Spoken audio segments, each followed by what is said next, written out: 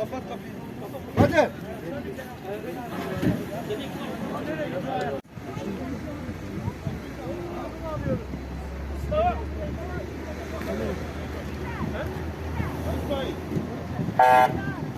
Alo.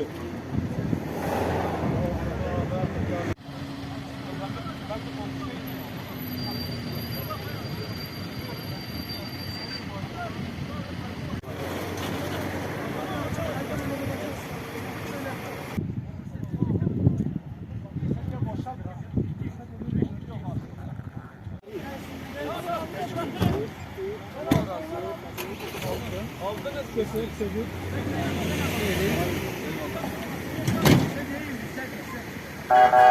Peki.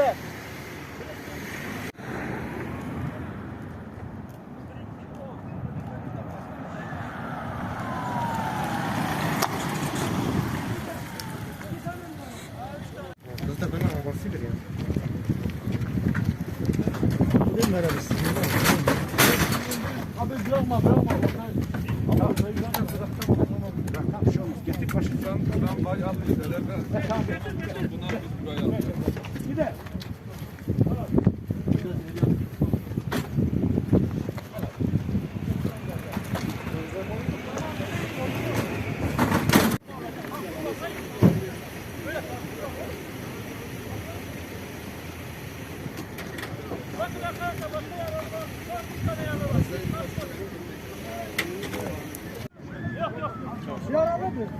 Aldı.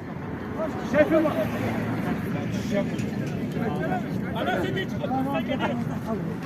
Efendim. Boş mu seninki abi? Gel. Yanaş. Yanaş. Efendim. Geldi bir tane ben geldim. Vizyonda geldi. Geldi.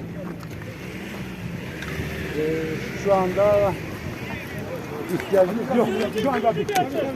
Şu anda yok. Tamam. 2 tane geldi. Tamam. Evet. İhtiyacı var mı? Sevgi.